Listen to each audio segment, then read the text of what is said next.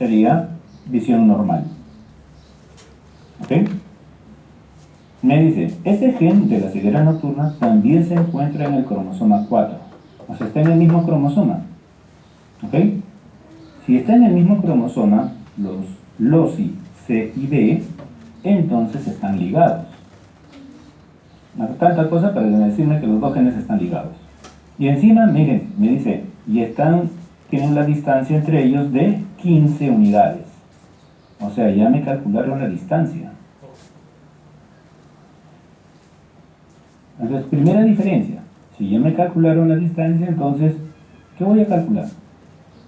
¿Ok? Esa es la pregunta que debo hacer. Ya no tengo que calcular distancia. Ok. Me habla de un matrimonio, ¿sí? Un hombre de 25 años, fenotípicamente normal, me dice, pero me dan valores, ¿no? Me dan datos de su madre y de su padre, por ejemplo, pero me dicen que este hombre se casa con una mujer. Y miren cómo es la mujer, dice, la mujer tiene ceguera nocturna y no tiene antecedentes de Corea de Huntington. ¿Ok? Ceguera nocturna no era recesivo. Y si no tiene Corea de Huntington, no tiene antecedentes, entonces también debe ser recesivo, debe ser normal. Lo que implica entonces que esta mujer es homocigota recesiva para esos dos genes. Entonces, si uno de los dos miembros de la pareja es homocigota recesivo para los dos genes, ¿ese matrimonio es similar a quién? A un cruce de prueba. ¿Ok? Eso es lo que les va a decir entonces. Recuerden, en este segundo tipo de problemas, ustedes tienen solo dos genes, ya tienen definida la distancia y se trata de un matrimonio similar a un cruce de prueba. Uno de los individuos es homocigote recesivo. Y si es homocigote recesivo, ¿qué es homocigote recesivo? ¿Qué pasa? ¿Cuántos gametos diferentes forma? ¿Qué tipo de gameto? Homocigote recesivo. Puro recesivo. El fenotipo de los hijos, si tendrá ceguera o corea, ¿de quién dependerá? Del otro progenitor. Ojo con eso. Entonces, ese matrimonio de este varón de 25 años con esta mujer, homocigota recesiva, semeja un cruce de prueba. Esas entonces son las características de este segundo tipo de problema. ¿Ok? Primero, son dos genes nada más. Me están dando noticia de dos genes. Número dos, los genes están ligados y me dan la distancia. En este caso, 15 unidades. Y número tres, se trata de un matrimonio que semeja un cruce de prueba. Pero como estamos en el caso de el capítulo de genes ligados, aquí, además de saber si son homocigotes, dominantes, recesivos, heterocigotes, lo que me interesa en realidad es conocer qué alelos estaban en cada uno de los cromosomas de ese varón, el cual se casa con una mujer que es recesiva, decíamos, homocigota recesiva para los dos genes que estamos estudiando. ¿Sí? Si es homocigota recesiva, en los dos cromosomas están las letras P minúscula y C minúscula. ¿Ok? Entonces, para saber cómo eran cada uno de los dos cromosomas de ese varón, yo sé, pues, por lógica, que un cromosoma de cada uno de nosotros proviene de nuestro padre. Y el otro cromosoma debe haber sido heredado de nuestra madre. Entonces, igual sucedió con ese varón. ¿Ok? Ese varón tiene un cromosoma de la mamá y un cromosoma del papá. Por eso es que me están dando datos del padre y la madre. ¿Ok? Leamos con un poco más de detenimiento el texto. Me dice, un hombre de 25 años, fenotípicamente normal, o sea, no tiene ceguera nocturna, pero dice, ¿no? Portador del alelo de la Corea. Claro, eso quiere decir que tiene el C dominante. Pero algo también que ya hemos visto en las clases de teoría es que en el caso de la Corea de Huntington, la expresión de la enfermedad recién es a partir de los 40 años. Ok, entonces este varón tiene 25 años. Eso quiere decir que puede tener el alelo dominante, pero todavía no se expresa ese alelo dominante. Por lo tanto es normal también, fenotípicamente sano. Por esa razón, como es sano, pero tiene la mutación de la enfermedad, lo estamos llamando portador. ¿Ok? Por eso nada más. Entonces, de hecho que es un heterocigote. ¿De acuerdo? Vamos a ver, no dice, ¿cómo era la mamá? La mamá de este varón sufre de Corea de Huntington, pero su visión es normal. ¿Ok? Sufre de Corea de Huntington y visión normal. Perfecto. Consideremos eso. Entonces, si tiene visión normal, quiere decir entonces que en un cromosoma, por lo menos en un cromosoma, la mamá tenía el alelo B dominante y ese alelo B dominante ha llegado al hijo. Porque recuerden, el hijo tiene visión normal. ¿De acuerdo? El hijo, dice, es portador del alelo de la Corea de Huntington. O sea, tiene un C dominante. Y justo la mamá sufre de Corea. ¿Cierto? Sufre de Corea, sufre de la enfermedad, ¿no? De Corea de Huntington. Eso quiere decir entonces que es la mamá la que le debe haber dado también el alelo C dominante. En el otro cromosoma de la madre pueden haber alelos dominantes recesivos. En este caso ya no me interesa. ¿De acuerdo? No me interesa por el hecho pues de que estamos viendo pues que en un cromosoma, bastó que en un cromosoma estén los dos alelos dominantes para que el varón tenga esas mismas características. ¿Eso por qué? Porque el padre de este varón, dice, el papá, solo tenía ceguera nocturna. ¿Cierto? Solo tenía ceguera nocturna. Y entonces si tenía ceguera nocturna, entonces por lo tanto, el padre era homocigote recesivo para B. Pero, ¿tenía Corea de Huntington el padre? Si me dice, solo era ciego para, tiene ceguera nocturna, eso quiere decir que tampoco tenía Corea de Huntington. Y si era normal, o sea, si era sano para la Corea, entonces sus dos alelos deberían haber sido C minúsculas. O sea, el papá le dio un cromosoma con las dos letras minúsculas. Me confirma el hecho entonces de que la mamá es la única que le puede haber dado el alelo dominante B y el alelo de la Corea dominante C. Entonces, si nos damos cuenta, en función de lo que nos están indicando en el problema, lo que nos indican con respecto a cómo son los padres, los progenitores, yo he reconstruido los dos cromosomas de este varón. Fíjense que en este caso el varón pues tiene en el mismo cromosoma, en un solo cromosoma tiene las dos letras recesivas y en el otro cromosoma tiene las dos letras dominantes. ¿Sí? Y en la teoría hemos dicho que cuando en un cromosoma están las dos letras recesivas y en el otro cromosoma las dos letras dominantes, decimos que estos genes están en fase de acoplamiento, ¿no? Otra cosa diferente hubiera sido que en el cromosoma hubiéramos tenido B dominante con C recesivo, por ejemplo, y en el otro sería B recesivo con C dominante. Entonces, en ese caso, hubiéramos dicho que está en fase de repulsión. Bien, a ver, para no confundirnos, coloquemos bien los alelos, ¿no? B, el locus, debe estar en el mismo lugar. Entonces acá debería ser C recesivo, ¿no? Un poco que ahí hemos estado fallando. Muy bien, ahora sí tenemos entonces el orden correcto. ¿De acuerdo? Entonces, ahora, es un cruce de prueba.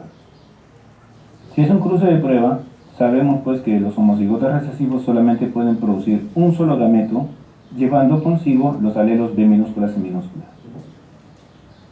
Y entonces, el fenotipo de los hijos no va a depender, en este caso, de esta mujer.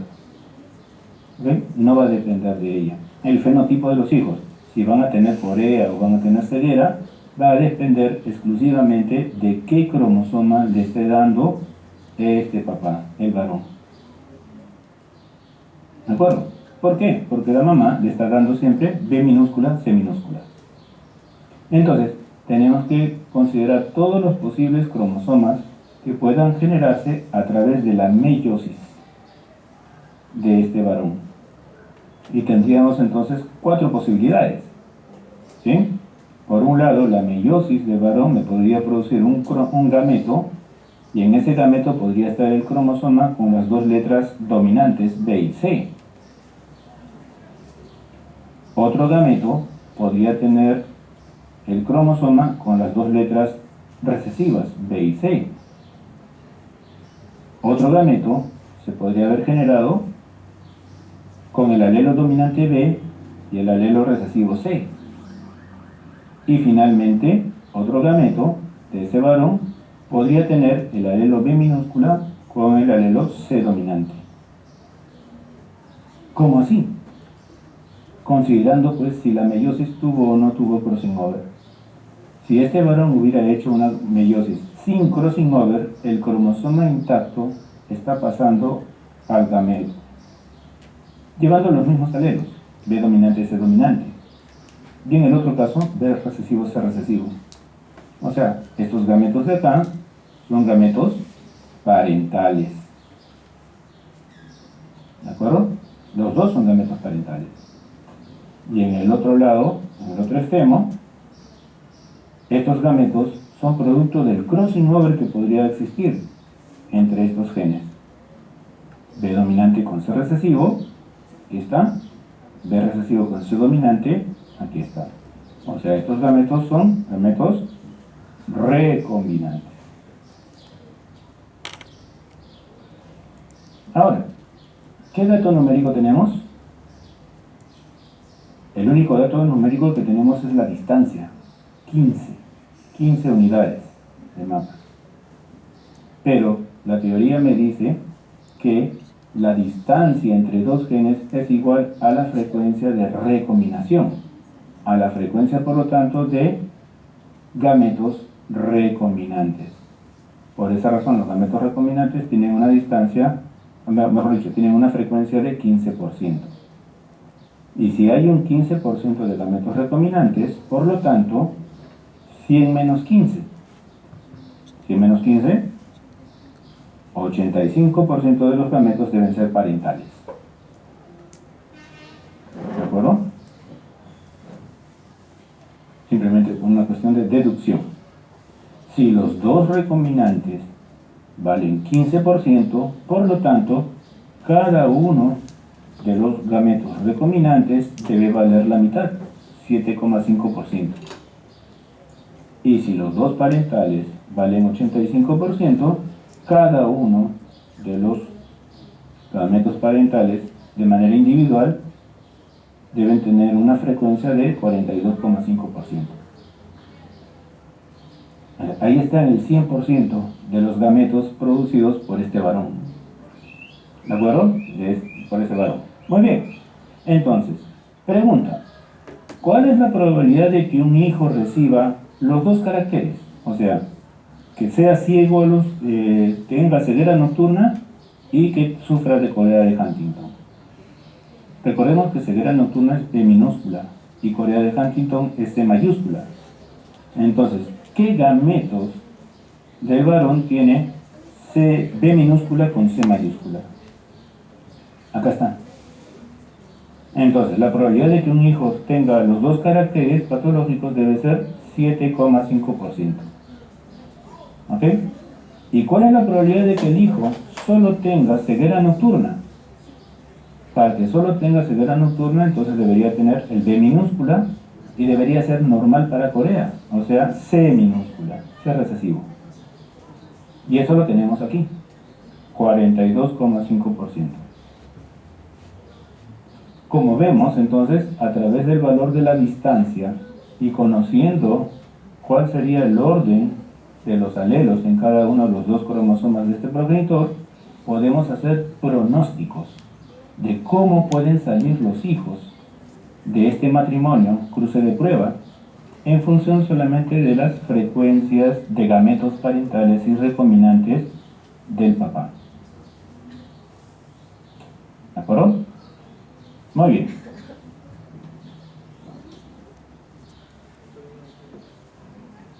Bien. ¿Alguna consulta hasta ahí? Bien, eso es entonces entonces si es que estamos frente a dos genes, nada más, me dan la distancia, pero recuerden, uno de los progenitores es homocigote recesivo. ¿Cuál es el tercer caso?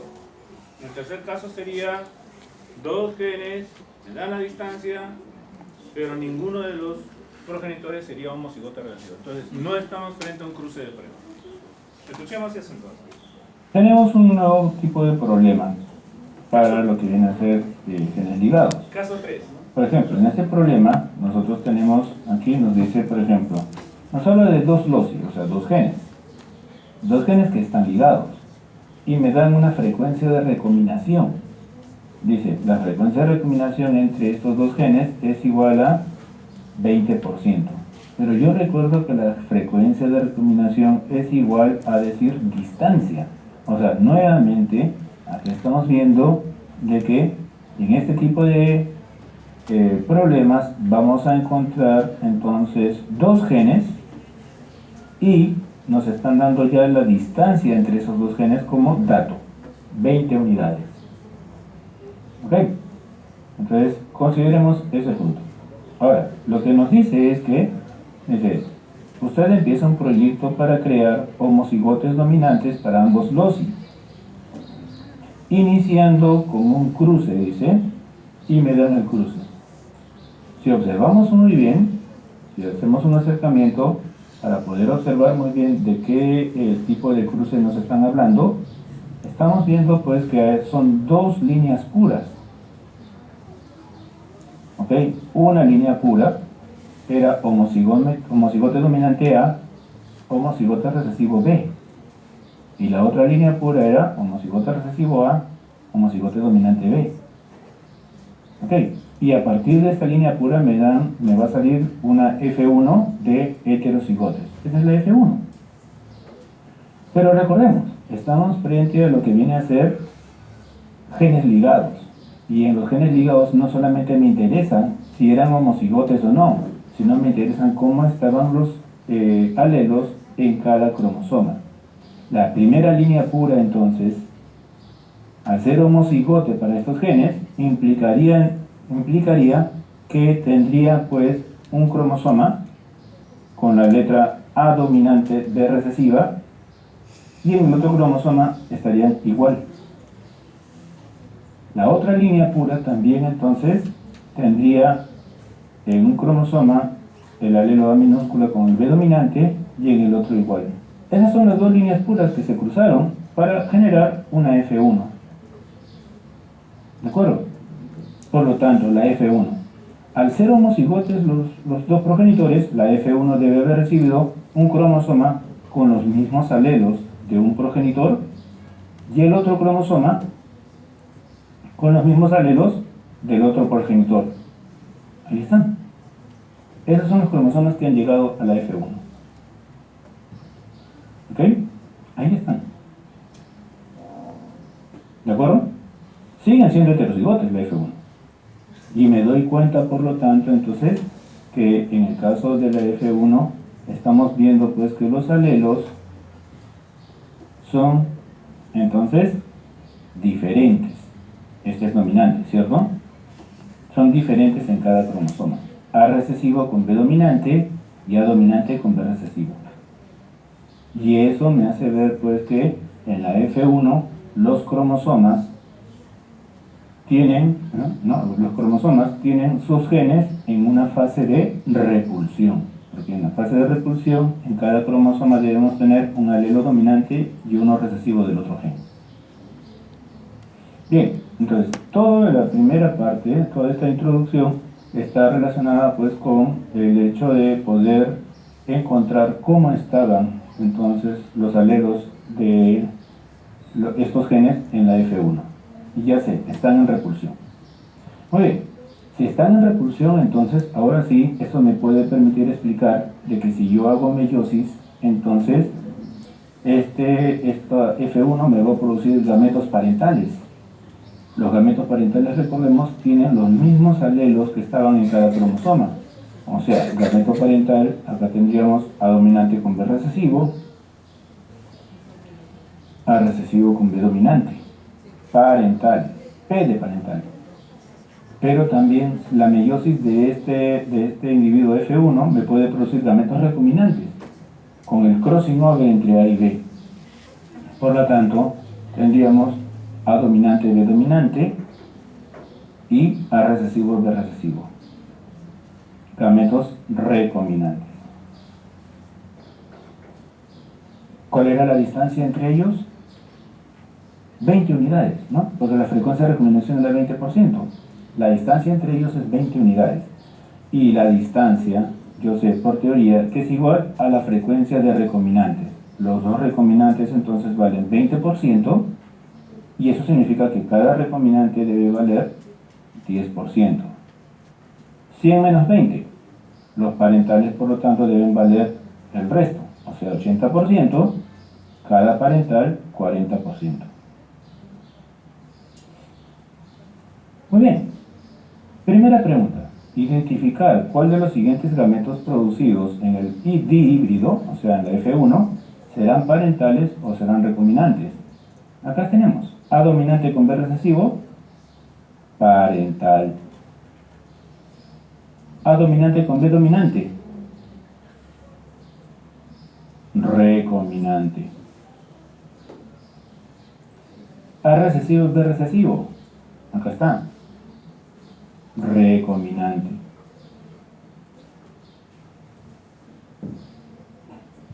Y A recesivo con B dominante está acá, parental. Ya respondí lo de detrás. Ahora, el punto es que la segunda pregunta es la que más me interesa, porque dice, ¿cuál es la probabilidad de que un cruce dihíbrido?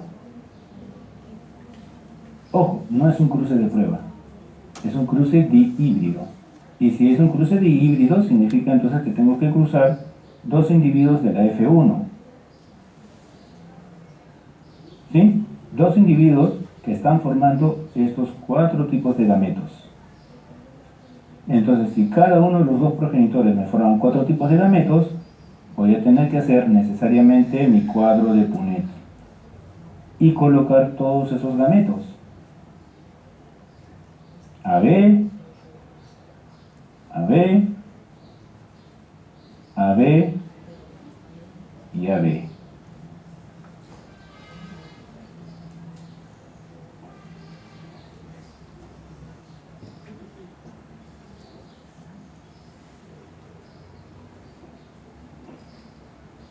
¿De acuerdo? Ahí está mi cuadro de Punnett. Pero, así de fácil, no que el cuadro de Punnett es cuando hay distribución independiente. Claro. Entonces, para poder diferenciar este cuadro de Punnett para genes ligados, yo debo recordar entonces que cada uno de esos gametos tenía diferentes frecuencias. Y por lo tanto, estas frecuencias las tengo que considerar para cada gameto en particular. O sea, el gameto A dominante B recesivo tenía una frecuencia de 40%. Para hacer el cálculo matemático me va a ser más fácil hacerlo con decimales. 40% es igual a decir 40 entre 100. Entonces, A dominante con B recesivo, frecuencia 0,4. Acá también, 0,4. A recesivo B dominante, 0,4. Acá también. A dominante con B dominante, 0,1. 0,1. A recesivo con B recesivo, 0,1. 0,1. ¿De acuerdo? Entonces, cada gameto ahora tiene sus frecuencias particulares.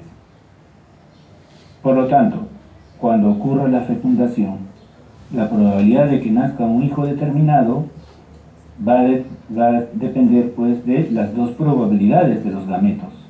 Tengo que multiplicar estas probabilidades entonces para hallar la probabilidad de que un hijo salga de una manera u otra. Por ejemplo, me dice, ¿cuál es la probabilidad de que en un cruce de híbridos se obtengan animales homocigotes dominantes para los dos genes, AA y BB dominantes?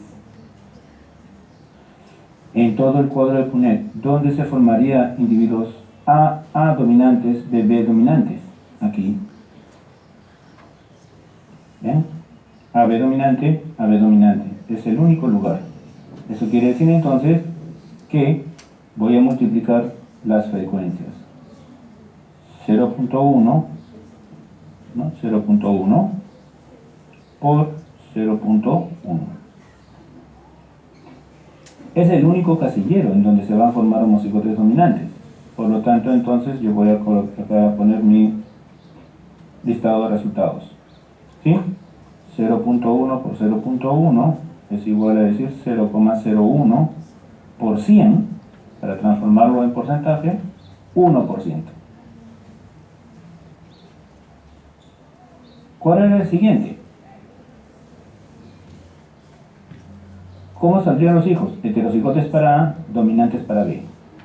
Entonces tendríamos heterocigotes para A y homocigotes dominantes para B. ¿Dónde, en qué casilleros podemos encontrar ese tipo de hijos? Por ejemplo, entonces tomaríamos en cuenta cruzando, por ejemplo, este casillero recesivo A dominante B con ¿cuál casillero? ¿Sí? Y nos damos cuenta, este de acá. ¿Sí? Dominante A, recesivo B. ¿O no? No puede ser, porque me piden dominante, ¿cierto? Entonces tendríamos que conseguir A dominante y B dominante. Aquí es el lugar en donde se van a juntar los alelos dominantes recesivos de A con dos alelos dominantes de B. ¿Sí? Pero si me doy cuenta, también hay otra posibilidad. ¿Sí? Hay otra posibilidad. Y esa posibilidad está aquí. Acá también podemos tener entonces lo mismo. Dominante, recesivo, heterocigote A, dominante, dominante. Homocigote dominante B. Dos casilleros. Voy a multiplicar entonces sus frecuencias en cada uno de ellos.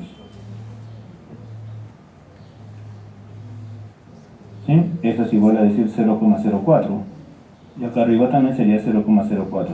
Entonces, lo que voy a hacer, como hay dos casilleros que me van a producir lo mismo, sumo entonces 0,4 más 0,4 del otro casillero. 0,04, ¿no? 0,04 para ser más exacto. ¿Sí? Y eso es igual a decir 0,08 por 100, 8%. ¿Para qué me dicen?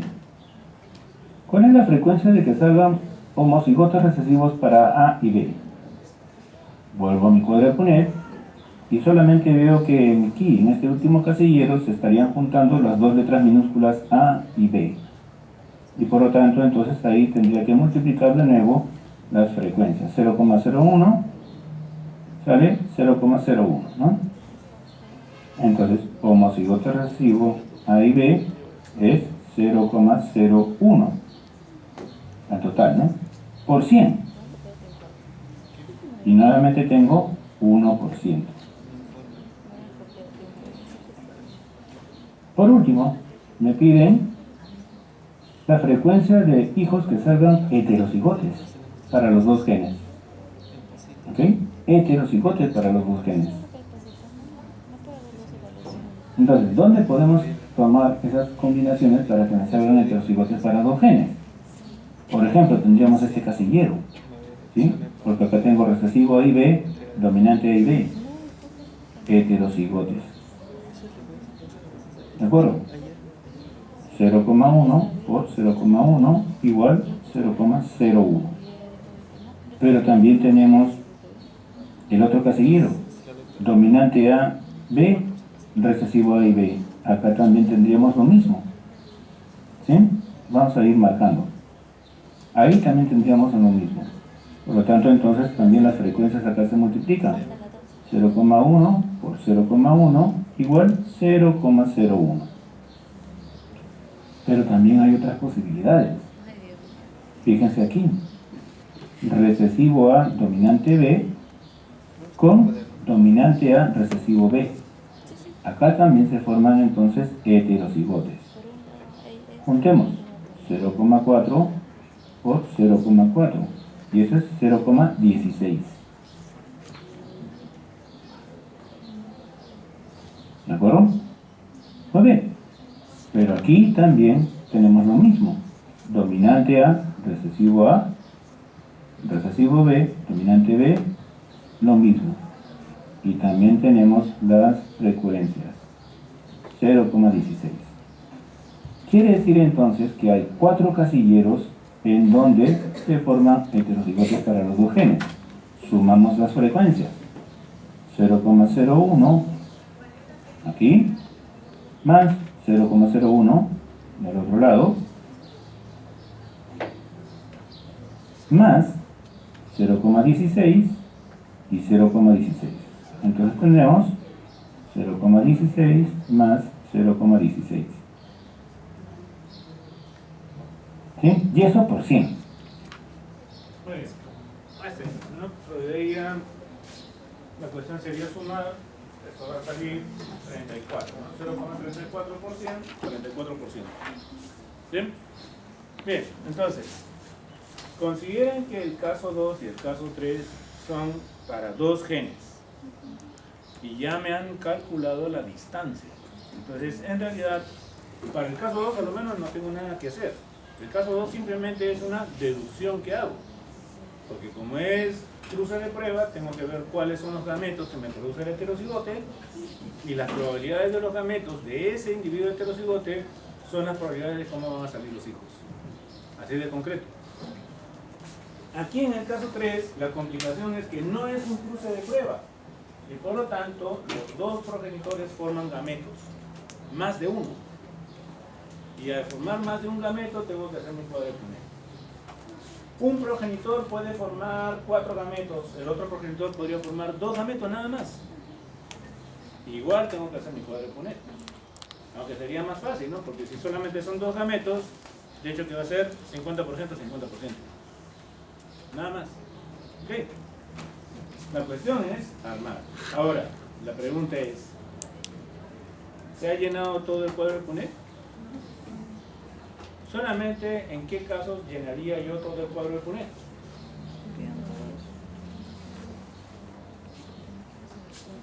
A ver, ¿cuándo llenaría todo el cuadro de Punnett? ¿Cuándo sería necesario llenar todo el cuadro de Punnett?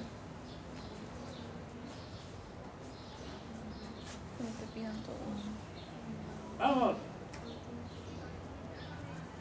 Para irnos. ¿Nada? ¿Nada? Cuando yo les pida, llenen todo el cuadro de Punnett. ¿Cuál será la proporción? ¿Cuál será la probabilidad de todos los hijos que salgan?